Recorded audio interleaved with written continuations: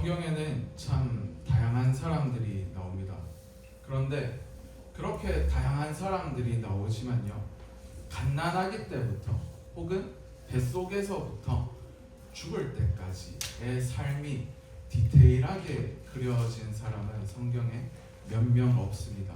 정말 드뭅니다. 그 중에서도 야곱이라는 사람은 참 대표적인 사람이라고 할 수 있습니다.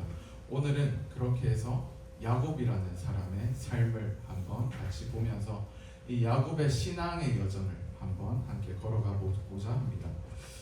그래서 오늘 야곱의 이 생애를 4계절로 나누어 보았습니다. 봄, 여름, 가을, 겨울 이렇게 나누어 보았는데요. 소년 야곱, 청년 야곱, 그리고 중년 야곱, 노년의 야곱에 이르기까지 그렇게 우리가 야곱의 일생을 통해서 우리의 신앙을 한번 돌아보고자 합니다. 봄은 어떤 계절이죠? 봄은 생명이 꿈틀거리는 계절입니다. 이 봄을 제가 소년 야곱에 빗대어 보았습니다. 야곱은요, 창세기 25장에 처음 등장합니다. 여러분 통독하신 분들은 어떻게 등장하는지 기억이 나시죠? 어떻게 등장하죠? 엄마 뱃속에서부터 등장을 합니다. 그런데 엄마 뱃속에서부터 뭔가 심상치 않습니다. 왜 심상치 않죠? 엄마 뱃속에서부터 치고받고 싸웠다라고 기록하고 있습니다. 왜 치고받고 싸웠죠? 엄마 뱃속에 쌍둥이가 있었기 때문입니다. 야곱은 쌍둥이였습니다. 형 에서와 야곱 이렇게 쌍둥이로 있었습니다. 그런데 이 두 쌍둥이는요, 엄마 뱃속에서부터 치고 싸웁니다. 왜요? 먼저 나가려고, 먼저 태어나려고 엄마 뱃속에서부터 난리를 칩니다. 그 싸움을 이기고 먼저 태어난 것이 누구죠?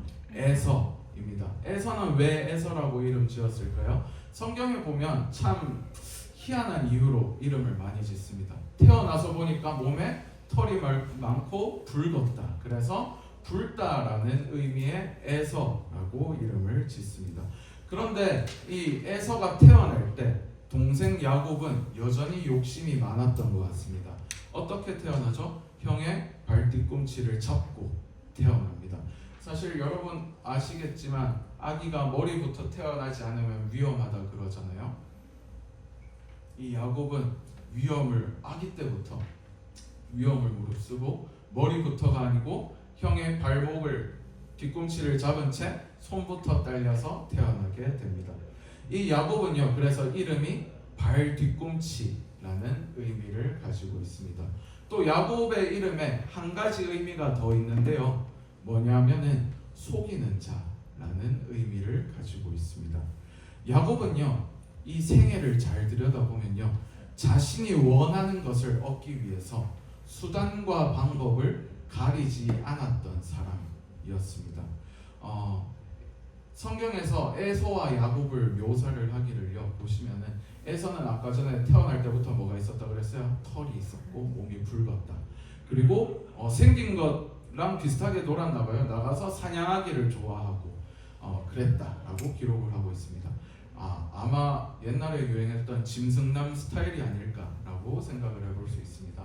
반대로 야곱은요, 어떤 스타일이었죠? 집에 있기를 좋아하고 조용한 사람이었다라고 기록합니다. 요즘 스타일로 약간 애견남 같은 그런 느낌이었다고 할 수 있겠죠. 그래서 이 두 스타일이 너무나도 다르듯이 이 두 사람을 엄마와 아빠가 따로 좋아합니다. 아빠 이삭은 이 야곱이 사냥한 걸 갖고 와서 요리한 걸 좋아했어요. 그래서 이삭이 그 요리를 좋아했다. 그래서 에서를 좋아했다라고 기록을 하고요. 엄마 리브가는 이 약간 집에만 있고 그래서 아마 말동무가 되었던 것 같아요. 그래서 야곱을 좋아했다라고 기록을 하고 있습니다.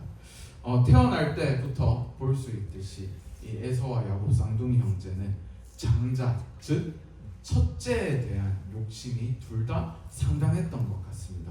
그러다가 사건이 하나 일어납니다. 어떤 사건이 일어나죠?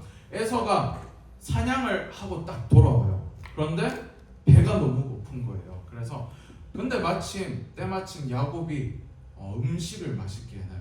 팥죽을 맛있게 끓여놨습니다. 그걸 보고 에서가 야 그것 좀 나 좀 줘라고 이야기를 합니다. 이때 야곱의 머리가 팽팽 돌아갔던 것 같아요. 뭐라 그러죠? 형 나한테 장자의 명분을 팔면 내가 이거 줄게라고 이야기를 합니다. 여러분 밖에서 액티비티 같은 거 하고 돌아오면 얼마나 배가 고프겠어요, 그죠? 특히 에서는 하루 종일 사냥하고 돌아왔을 거 아니에요? 하루 종일 사냥하고 돌아왔는데 배가 얼마나 고프겠어요. 그래서 에서는 생각이 좀 짧아졌던 것 같습니다. 그래서 그 장자의 명분을 야곱에게 팔아버립니다.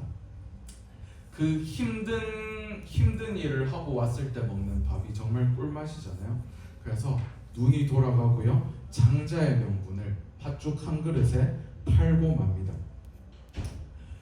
시간이 흐릅니다. 아버지 이삭이 나이가 들어서 눈이 잘 보이지 않게 되었다라고 성경은 기록합니다.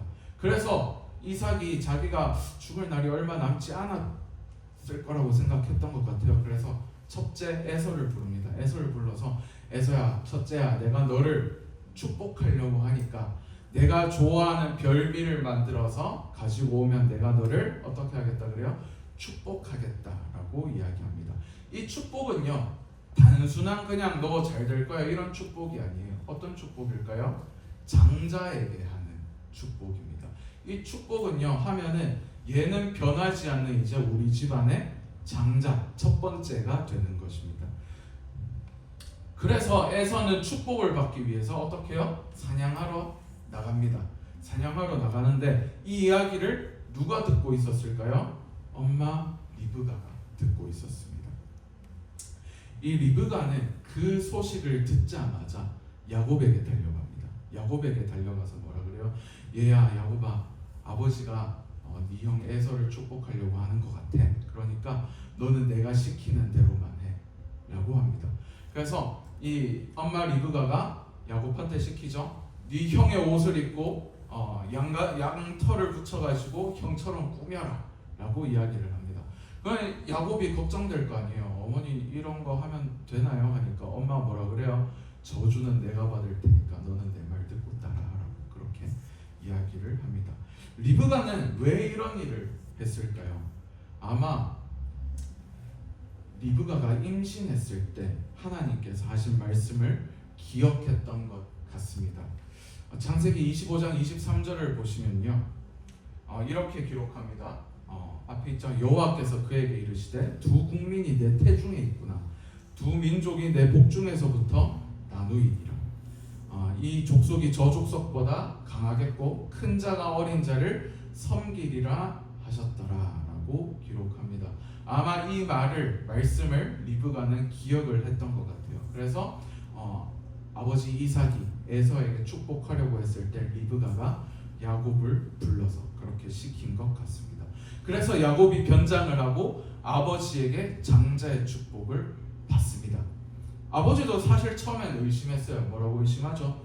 얘야 목소리는 야곱인데 만져보니까 털이 많고 형이랑 비슷한 것 같네 하고 맛있게 먹고 축복을 해요. 그런데 야곱이 나가고 있다가 누가 돌아오죠? 형 에서가 돌아옵니다.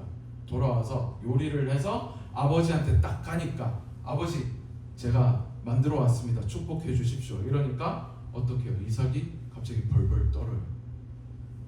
나 벌써 축복했는데 네 축복을 가로챈 사람은 누구지? 야곱이구나 라고 하면서 벌벌 떱니다. 근데 이 장자의 축복을 한 사람한테 밖에 못하나 봐요. 장자는 한 명일 수밖에 없잖아요. 그래서 야곱이 에서한테 장자의 축복을 했던 것만큼 축복을 해주지는 못합니다. 그러니까 에서가 그걸 안 에서가 어떡하겠어요? 엄청난 복수심에 불탈 거 아니에요.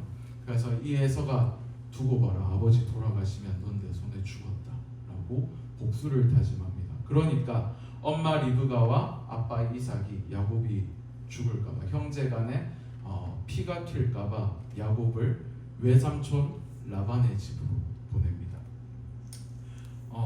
봄은 어떤 계절이죠? 생명이 싹 트는 계절입니다. 좀 역동적인, 잠잠하다가 조금씩 파릇파릇해지는 그런 계절이라고 할 수 있습니다.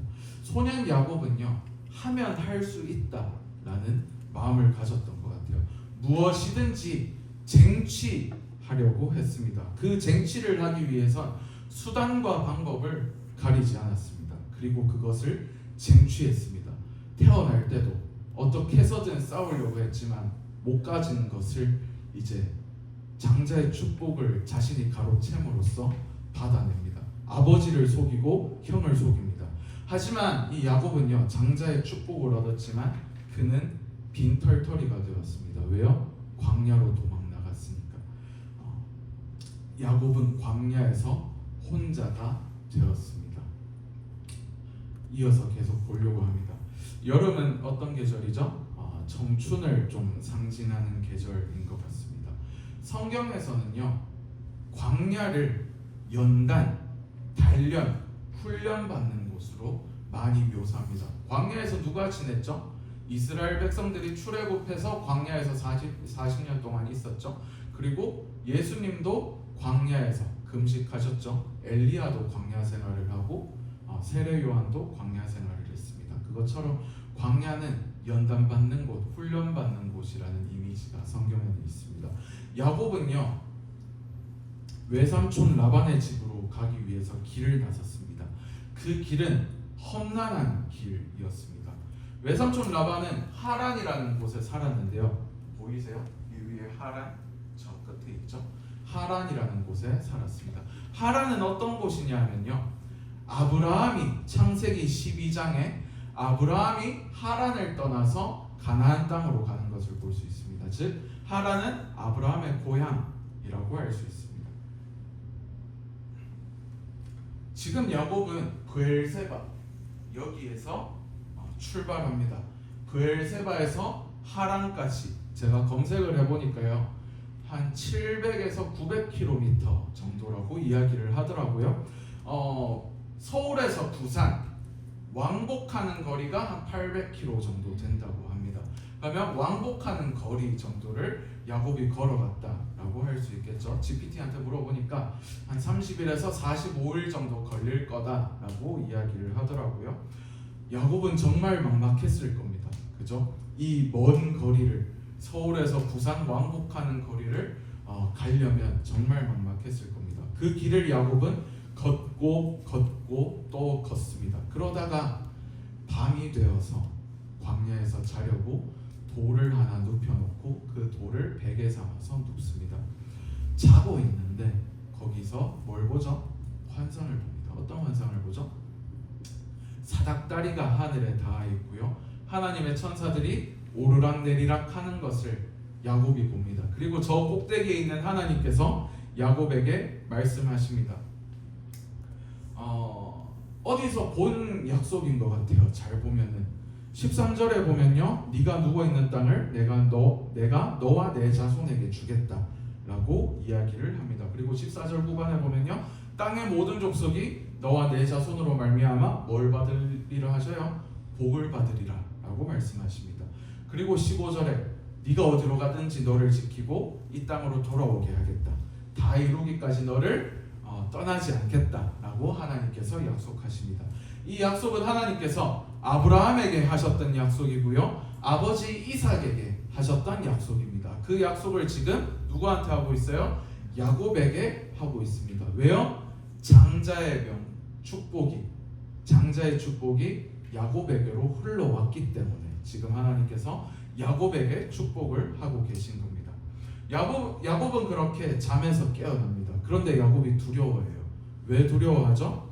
하나님을 봤으니까 두려워합니다. 그래서 야곱은 아침에 일어나서 자기가 베고 잤던 돌을 세우고 기름을 붓습니다. 성경에서 기름을 붓는다는 것은요, 거룩하게 구별한다라는 의미가 있습니다. 그래서 기름을 붓고요, 그 돌의 이름을 베델이라고 짓습니다. 그 주변의 이름을 베델이라고 짓습니다. 베델은 무슨 뜻이죠? 하나님의 집이다. 야곱이 여기서 사닥다리 환상을 봤어요. 여기서 하나님을 만났어요. 아, 여기가 하나님의 집이구나 라고 하면서 야곱이 그렇게 이름을 짓습니다. 그러면서 청년 야곱이 하나님께 대답합니다. 뭐라고 뭐라고 대답하냐 보면요, 21절에 보면요, 야곱이 이렇게 이야기합니다. 내가 평안히 아버지 집으로 돌아가게 하시오면 여호와께서 나의 하나님이 되실 것이며 이 돌이 하나님의 집이 될 것이고 내가 주님께서 주신 모든 것의 10분의 1을 주님께 바치겠습니다 라고 그렇게 이야기를 합니다. 그런데요, 야곱은요, 이 말씀을 보면 한 가지 하나님께 조건을 붙입니다. 어떤 조건을 붙이죠? 집으로 돌아가게 하시오면 이라는 조건을 붙입니다. 이렇게 주님 나에게 이렇게 해주시면요, 집으로 돌아가게 해주시면요, 하나님 내 하나님 되실 거고요, 이 돌이 하나님의 집이 될 거고요, 그리고 내 소득의 10분의 1을 바치겠습니다 라고 합니다. 뭐죠? 조건부심이고요, 일종의 거래라고 할 수 있습니다. 여름의 청년 야곱은요, 형과 아버지를 속이는 것을 넘어서 하나님과 거래합니다. 정말 익숙한 모습 아닌가요? 그죠? 많이 익숙한 모습이에요. 우리도 어떻게 해요? 부모님과 거래하지 않습니까? 엄마 아빠한테 엄마 이번에 나 성적 잘 나오면 뭐 핸드폰 바꿔줄 거예요? 아니면 뭐 아이패드 사줄 거예요? 뭐 그런 식으로 하죠. 저도 어렸을 때 엄마 아빠한테 게임 성적 잘 나오면 게임기 사달라고 그렇게 이야기했던 기억이 있습니다. 예전에 저도 20살, 여기 20살 청년이 한 명 있는데 20살 때 저는 수능을 망했어요. 20살 때가 아니고 19살 고3 때 수능을 망하고 이제 재수를 해야 되나라는 고민에 휩싸여져 있었습니다. 그러다가 20살이 되고 제가 정시파였거든요. 정시에 올인을 했었어요. 그래서 기다리고 있는데 겨울 수련회, 청년부 수련회 처음 가서 전 재수가 너무 하기 싫었어요. 그래서 정말 그때 간절하게 기도했습니다. 주님, 제가 재수를 안 하게 해주시면 무엇이든지 하겠습니다 라고 그렇게 기도를 했습니다. 제가 고3 때 이과였거든요. 저는 화학과가 가고 싶었어요. 과학자가 되고 싶었어요. 그래서 이제 다 화학과를 냈는데 여러 가지 악재가 겹쳤어요. 그래서 그런 재수의 갈림길이 있었는데, 그러고 난 후부터 제 마음에 저는 생각도 안 했는데 신학을 가야겠다라는 마음이 조금씩 생기기 시작했습니다. 그러다가 제가 작년 여름에 영남신학대학교 갔죠. 거기 이제 추가 모집을 한다는 소식을 듣고 1년 재수해서 장신 가는 것보다 그냥 영신 먼저 가는 게 낫지 않을까 해서 영신에 추가 모집을 하고요. 이제 붙었습니다. 면접을 보고 오는 날 저한테 전화가 왔어요. 추가 모집 합격했는데 등록할 거냐고 전화가 왔습니다. 제가 뭐라 그랬겠어요? 안 가요 하고 끊었습니다. 그런 이제 기억이 있습니다. 왜 그런 대답을 했는지 저 아직도 이해가 잘 되지는 않지만 어쨌든 저도 그 옛날에 하나님께 조건을 걸었던 적이 있습니다. 아마 우리는 알게 모르게 하나님께 조건을 걸고 하나님과 거래하려고 할 겁니다. 주님, 내가 이 대학에 가면 혹은 내가 이 직장에 붙으면 내가 열심히 교회 다닐게요. 내가 헌금 생활 열심히 할게요 라고 그렇게 하나님과 거래하는 신앙을 누구나 한 번쯤은 가지고 있었을 것 같습니다. 그렇게 야곱은 이런 이제 일들을 겪으면서요, 광야 생활을 거칩니다. 그리고 드디어 외삼촌 라반의 집에 이르게 됩니다. 이렇게 해서 이제 야곱의 중년기를 한번 같이 보려고 합니다. 가을에 빗대어서 말씀을 드릴 건데요. 가을에 벼가 익어가는 계절이고요. 완숙해가는 계절이라고 할 수 있습니다. 야곱은요, 그렇게 외삼촌 라반의 집에 도착합니다. 외삼촌 라반은요, 야곱보다 더한 사람이었습니다. 아까 야곱의 이름 뜻이 뭐라 그랬죠? 발 뒤꿈치, 그리고 속이는 자라는 이름의 뜻을 갖고 있다 그랬죠. 아마 그 기질은요, 외가에서 온 것 같아요. 보면 외삼촌 라반이 장난 아닙니다. 그죠? 야곱은 라헬에게 첫눈에 반합니다. 그리고 라헬을 아내로 받기로 약속을 하고요. 옛날에는 사촌 간에 결혼을 했습니다. 라헬을 아내로 받기로 약속을 하고 외삼촌 라반 밑에서 몇 년을 일하죠? 7년을 일합니다. 근데 성경에 이렇게 기록해요. 야곱이 라헬을 사랑했으므로 7년을 하루같이 여겼더라 라고 기록을 합니다. 그래서 이 7년이 야곱에게 순식간에 지나갑니다. 그래서 이제 드디어 결혼식 날이 되죠. 결혼식을 라헬과 잘 치르고 첫날 밤을 이제 들어가는데, 옛날엔 이런 게 있었겠어요? 전등이 없었겠죠. 뭐 촛불 후하고 끄면은 끝났겠죠. 첫날 밤을 들어갔는데 이 외삼촌이 라헬 대신에 누구를 들여보내요? 언니 레아를 들여보냅니다. 그래서 첫날 밤을 치르고 아침에 일어났는데 옆에 누가 누워 있어요? 레아, 언니 레아가 누워 있어요. 야곱이 화가 났을까요? 안 났을까요? 엄청 화가 나서 삼촌한테 가서 따집니다. 삼촌 이게 뭡니까? 하고 따지니까 삼촌이 뭐라 그래요? 야, 우리 지역에서는 언니보다 동생을 먼저 시집 보내지 않아. 언니가 아직 안 갔는데 어디 라헬을 먼저 보내? 이렇게 이야기를 합니다. 그러면서 외삼촌 라반이 어떻게 약속해요? 일주일 뒤에 라헬이랑 결혼시켜줄게 라고 이야기를 합니다. 그래서 일주일 뒤에 라헬과 결혼을 합니다. 그리고 결혼한 대가로 뭘 하라 그래요? 7년 더 일해라 라고 이야기합니다. 야곱보다 훨씬 못되지 않았나요? 라반이, 그죠? 외삼촌이 그렇게 합니다. 그리고 이 야곱이 독립을 해야 될 거 아니에요? 그러면 재산이 있어야 되겠죠? 이 재산을 위해서 외삼촌 라반 밑에서 몇 년을 일해요? 6년을 일합니다. 근데 이 6년 일하는 동안 삼촌이 계속해서 야곱을 괴롭혀요. 왜? 하나님이 야곱에게 축복하셔서 야곱의 재산이 더 늘어나니까 야곱이 감히 지 재산이 더 늘어나게 해? 그러면서 계속해서 수작을 부립니다. 그래서 삼촌 밑에서 계속해서 힘들게 일하는 장면들이 나옵니다. 그러면서 이 기간 동안 야곱은요 총 11아들과 한 딸을 낳게 됩니다. 이 아들의 이름들은 중요합니다. 제가 앞글자만 따서 적어놨는데요. 저는 이렇게 외웠어요. 르시레유, 다나가, 이스요베 이렇게 외웠거든요. 이게 왜 중요할까요? 야곱의 11아들 그리고 나중에 태어날 베냐민이 왜 중요할까요? 나중에 이스라엘 12지파를 이들이 형성하게 됩니다. 그래서 계속해서 나와요. 역사서에 나오고요, 예언서에 나오고요, 시가서에도 나옵니다. 그래서 이 12아들들의 이름이 중요하니까 여러분이 한번 보셨으면 좋겠습니다.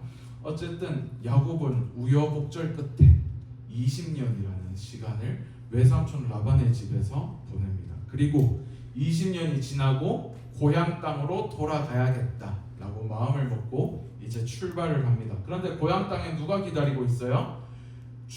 야곱을 죽이려고 이를 바득바득 밟고 있는 형 에서가 기다리고 있습니다. 야곱의 마음은 참 불편했을 거예요. 왜? 형을 만나긴 만나야 되는데, 집으로 가긴 가야 되는데 자기가 형에게 잘못한 게 있거든. 그리고 이 형이 자기를 죽이려고 기다리고 있거든. 그래서 야곱의 마음은 참 불편했을 겁니다. 그래서 야곱은요 근처에 가서 집에 다 이르러서 너무 마음이 불편했는지 자신의 무리를 세 무리로 나눕니다. 그리고 세 무리를 먼저 야복강 건너편으로 보냅니다. 어떻게 보면 참 치사해요. 보면은 야곱 에서가 자기를 칠까봐 야곱이 먼저 보냈다 이렇게 되어 있거든요. 이 세 무리를 먼저 보내고 자신의 가족들을 먼저 보내고 야곱은 이제 야복강가에 혼자 남습니다. 그런데 성경을 보니까요, 이 혼자 남은 야곱이 혼자가 아니고 어떤 사람이 와서 야곱과 밤새 씨름했다라고 기록을 합니다. 이 사람은요, 야곱과 씨름하던 이 사람은요, 자신이 이길 수 없음을 깨닫고 반칙을 씁니다. 어떤 반칙을 쓰죠? 야곱의 엉덩이, 허벅지 관절을 쳐서 반칙으로 승리하게 됩니다. 비록 이 사람이 반칙했지만 룰이 없었던 경기였겠죠. 이 어떤 사람이 승리를 합니다. 그리고 야곱이 패배합니다. 하지만 이 야곱은요 끝내 이 사람을 놓지 않습니다. 안 놓고 뭐라고 말하죠? 나를 축복하기 전에는 갈 수 없습니다 라고 이야기를 합니다. 그러면서 자신을 축복해 달라고 이야기합니다. 그러자 이 사람은요 야곱의 이름을 바꾸어 줍니다. 뭐라고 바꾸죠? 이스라엘로 바꿉니다. 아까 야곱의 이름의 뜻은 뭐라 그랬죠? 발 뒤꿈치 속이는 자라는 뜻을 갖고 있는데 이 이스라엘의 이름의 뜻은요 하나님과 및 사람과 겨루어 이겼다라는 뜻을 갖고 있습니다. 야곱과 씨름한 사람은요 다름 아닌 하나님의 사자였다라고 기록합니다. 어떤 성경 해석가들은요 예수님께서 성육신 하시기 전에 예수님이 아닐까라는 해석도 하기는 합니다. 어쨌든 이 야곱은요 이 하나님의 사람, 하나님의 사자와 싸웠습니다. 이 사건은요 야곱의 인생에서 정말 중요한 사건입니다. 야곱은요 지금까지 해오던 대로 사람을 속이고요 하나님과 거래했습니다. 타인의 발 뒤꿈치를 잡으며 타인을 속이며 살아왔습니다. 하지만 지금까지 자신이 하던 방법대로 야곱은 패배당했습니다. 하나님께서 야곱을 찾아오셔서요 그를 꺾으셨습니다. 그런데 이 진 야곱에게 뭐라 그래요? 네가 이겼다라고 하며 야곱의 이름을 바꾸십니다. 하나님께 이기는 유일한 방법이 있습니다. 그것은요 하나님께 전적으로 패하는 것 뿐이라고 할 수 있습니다. 하나님께 조건을 붙이는 게 아니고요 하나님께 처절하게 패했지만 그럼에도 불구하고 하나님을 붙잡는 것이라고 할 수 있습니다. 그때 하나님께서는 야곱을 붙잡으시며 다시 일으켜 세우십니다. 아까 가을은 어떤 계절이라고 그랬죠? 벼가 익어가는 계절이고 완숙해지는 계절입니다. 익은 벼는 고개를 숙이듯이 야곱은 비로소 하나님께 온전히 고개를 숙입니다. 하나님께서는요 야곱을 꺾으셨고요 역설적이게도 야곱이 꺾임으로 하나님은 야곱의 기도를 들어주십니다. 그렇게 야곱은 누구를 만나죠? 에서를 만납니다. 에서가 장정 400명을 끌고 야곱을 만나러 왔는데 에서는 야곱을 죽이지 않습니다. 그리고 반갑게 야곱을 맞이하고요 서로 부둥켜 안고 울었다라고 기록을 하고 있습니다. 아마 하나님께서 전날 밤 야곱의 기도를 들어주셨기 때문일 것입니다. 야곱은 이전에 하나님과 했던 약속을 기억하고요 사닥다리 환상을 봤던 그 베델로 갑니다. 그리고 그곳에서 제사를 드리고요 그곳의 이름을 다시 짓습니다. 엘 베델이라고 짓습니다. 그렇게 야곱은 하나님과 이전에 했던 약속을 지킵니다. 이제 마지막인데요 겨울입니다. 겨울은 쉬며 한 해를 마무리하는 계절이라고 할 수 있습니다. 이스라엘이라고 이름 바뀐 야곱의 노년도 역시 편치 않았습니다. 사랑하는 아내 라헬이 요셉을 낳고 후에 베냐민을 낳고 라헬이 죽습니다. 그리고 라헬이 죽었죠. 사랑하는 아내 라헬이 죽고 요셉은 형들에게 나 이런 꿈 꿨다 하면서 자랑하다가 어떻게 돼요? 형들에게 미움을 사서 애국으로 이집트로 팔려갑니다. 그런데 이 형들이 아버지 야곱에게는 뭐라 그랬어요? 팔았다 그랬어요? 죽였다 그랬어요. 죽었다 그랬어요. 들짐승에게 당한 것 같다라고 그랬습니다. 그럼 이 야곱은 아마 그날부터 쭉 자신이 사랑하던 아들 요셉이 죽었다라고 생각하면서 살았을 겁니다. 사랑했던 아내 라헬의 아들 요셉을 잃은 채 그는 살아갔습니다. 긴 세월이 흐르고요 가나안 땅에 가뭄이 찾아왔습니다. 우리 요셉 이야기를 읽어보면 가뭄이 찾아왔다 그러죠. 그래서 아들들에게 야곱은 이야기합니다. 가서 이집트에 식량이 많다고 하니까 가서 좀 구해오렴이라고 이야기합니다. 그래서 형들이 식량을 구하러 이집트로 갑니다. 이집트로 갔는데 어떻게 몰려요? 저기 스파이로 몰립니다. 그래서 둘째 시므온이 잡히고 나머지 형들이 돌아옵니다. 그래서 이 형들이 우리가 돌아왔는데 시므온이 잡혔습니다. 그리고 이 곡식 가마니를 열어보니까 우리가 냈던 돈이 그대로 들어있습니다. 라면서 벌벌벌 떱니다. 그죠? 그러다 시간이 흘러서 그 곡식들을 다 먹고 다시 이집트로 보내야 되는 사건이 생겼는데, 이전에 요셉이 그 형들한테 뭐라 그랬죠? 다시 올 때 베냐민을 데리고 와라 라고 이야기합니다. 베냐민은 아까 누구의 아들이었죠? 야곱이 사랑했던 라헬의 둘째 아들입니다. 이 야곱이 베냐민을 보내고 싶었을까요? 자기가 가장 사랑하던 아내 라헬의 첫째 아들은 죽었고 둘째 아들 베냐민까지 거기로 보냈다고 어떻게 될지 모르는데 보내고 싶지 않았을 겁니다. 그래서 오랜 기간 그는 고민했을 겁니다. 그런데 이제 어쩔 수 없습니다. 가야 됩니다. 그래서 베냐민을 보냅니다. 그때 야곱의 심정은 아마 이루 말할 수 없었을 것입니다. 또 아들을 잃으면 어쩌지? 라는 고민에 처했을 겁니다. 근데 야곱은 뭐라 그래요?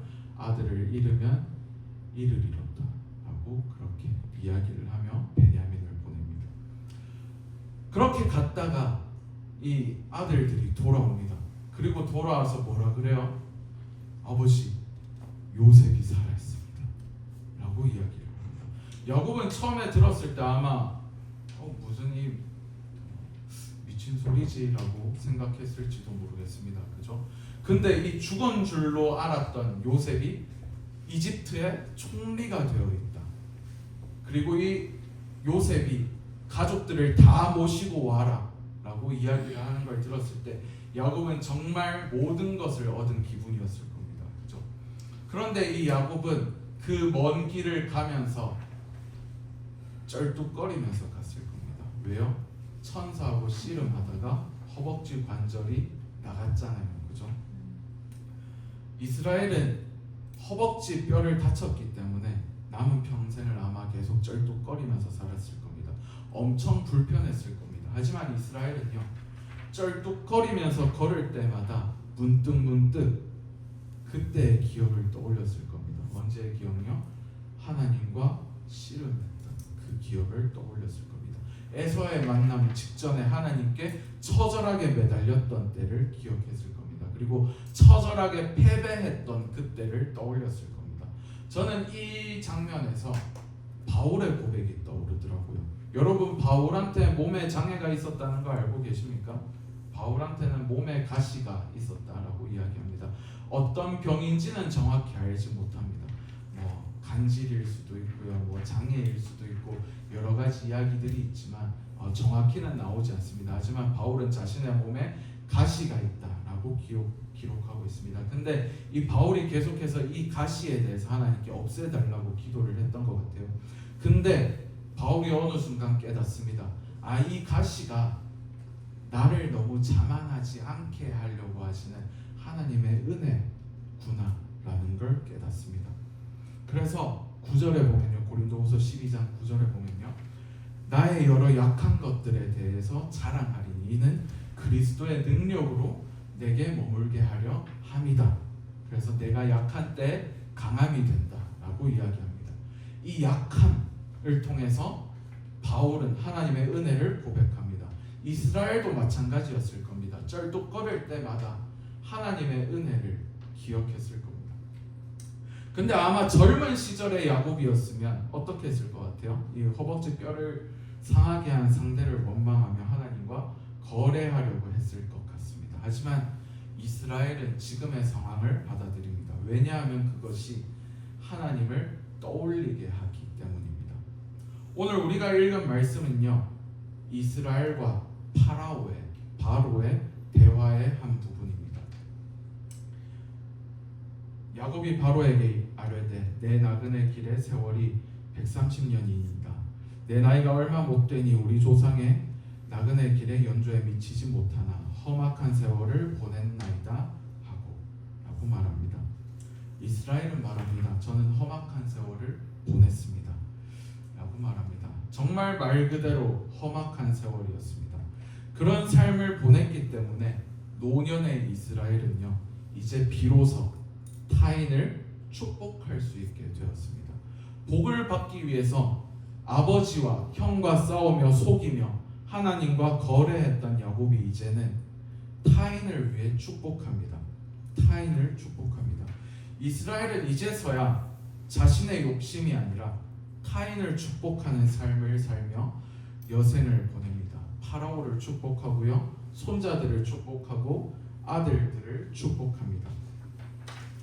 그래서 우리 창세기 49장 보시면 야곱의 축복이 나오잖아요. 우리 그 찬양 아시죠? 너는 담장 너머로 뻗은 나무. 그게 야곱이 요셉을 축복할 때 나왔던 말씀 가지고 만든 찬양이거든요. 그래서 이 야곱이 남을 축복하는 것을 볼 수 있습니다. 오늘 말씀을 마무리하려고 하는데요, 야곱, 이스라엘의 삶을 보면서 그의 신앙의 계절을 한번 살펴봤습니다. 소년 야곱은 어땠죠? 수단과 방법을 가리지 않고 원하는 것을 쟁취하려 했습니다. 청년 야곱은요, 하나님과 거래합니다. 하나님이 이것들을 주시면 제가 하나님께 순종하겠습니다 라고 이야기합니다. 중년의 야곱은요, 이제 비로소 깨달아갑니다. 하나님께 전적으로 패해야 한다는 것을 깨달아갑니다.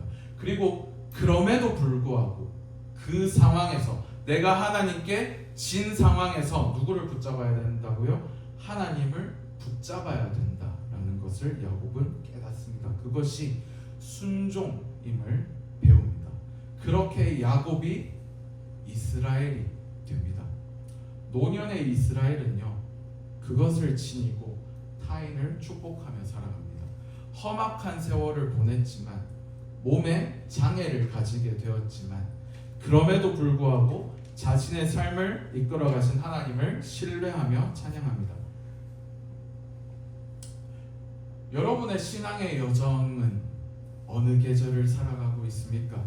원하는 것을 얻기 위해 수단과 방법을 가리지 않는 봄입니까? 아니면 하나님께 조건을 내걸고 있는 여름인가요? 아니면 철저하게 깨지며 훈련받고 벼가 익어가고 있는 가을인가요? 아니면 그것들을 모두 겪고 그 속에서도 하나님을 붙잡고 살아가는 겨울인가요? 우리가 어느 계절에 있든지 우리는 삶의 여정 가운데 있습니다.